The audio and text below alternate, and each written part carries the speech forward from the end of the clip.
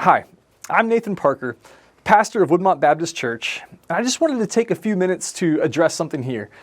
I think we all know that there's a lot of disinformation out there on the internet regarding COVID-19 and the science behind the vaccines and masks. Well, I'm not that kind of doctor, so I'm not going to talk about the legitimacy of those claims. But I've also seen a lot of disinformation regarding the theology surrounding COVID-19, and I am that kind of doctor, so I felt compelled to speak to a few things that I've seen specifically.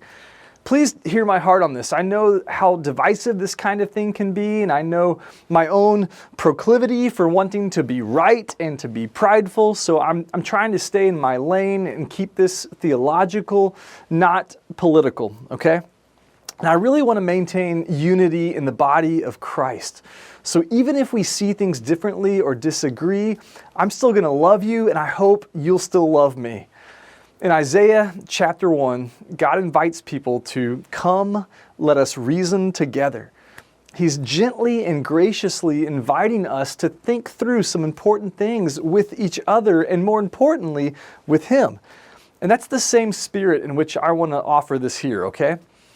First, I saw a picture of a person protesting against vaccines and holding a homemade poster that said, "My God is bigger than Big Pharma." And yeah, I totally agree. My God is infinitely bigger and better than the pharmaceutical industry, absolutely. But I'm also convinced that medical research and scientific advances in medicine are a part of obedience to the first commandment that God ever gave us, to fill the earth and subdue it. God in His grace has gifted people with the chance to partner with Him in His good work of bringing about life and flourishing, and healthcare and medicine are part of that work. And so I'm thankful for the ways that that industry has helped humanity live better lives, including the COVID vaccines. These vaccines have been shown to be safe through many, many studies and trials. And I know there are exceptions, but now the proof is evident. We know that the vast majority of hospitalization and deaths are occurring among unvaccinated people. And look, I know there are some really good, valid concerns that some folks have about the vaccines, and I would encourage you to talk with a medical professional whom you know and trust and love, like one of our members of our COVID advisory team here at Woodmont. They've helped me answer a lot of my own concerns and questions. Okay, second, I've seen a lot of folks say something about faith over fear, which, yeah, again, on the surface, I totally agree with. Fear is never an option for Christians, for we've been given a spirit not of fear, but of power and love and self-control, 2 Timothy 1:7. Perfect love casts out fear, 1 John 4. But often I hear people use this phrase, faith over fear, to imply that people who get vaccinated or who wear masks or who choose to social distance are acting out of fear. Or that people do these things because they're sheep and they're just obeying politicians. Reason with me here. The vast consensus among people who study these things for a living is that vaccines and masks and distancing all help reduce the risk of spreading disease. The vaccines and masks aren't a guarantee, they're not perfect, but when you combine all these things, especially in public places, they help reduce the risk of transmission. I believe that, and I hope that our society isn't completely done with listening to experts. Now, if those things help slow the spread of a disease in some way, then wouldn't the loving Christian thing to do be to do those things? I know some people have legitimate reasons for why they can't wear masks or get vaccinated, and I want to show grace to everyone here, but look, the majority of us can do these things as a way of loving our neighbor. And that's the key. It's love. It's not fear that motivates us to do them. I don't like wearing a mask, and the vaccine was a little scary, but I do them because I have no good reason not to. And because I believe the experts when they tell me that these things are helping to keep people around me healthy. And that's a good way to love them, right? Okay, last one, and it's the most disturbing one. I actually read in a kind of op-ed in a local newspaper where someone who claimed to be a Christian encouraged readers to, quote, not take their lives so seriously.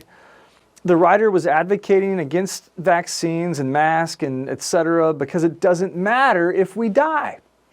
They were literally arguing that since Christians will go to heaven when they die, they shouldn't be too upset about death. This is really dangerous and an unchristian way to think. First off, what about people who aren't saved yet by grace through faith in Jesus Christ? What happens to them when they die?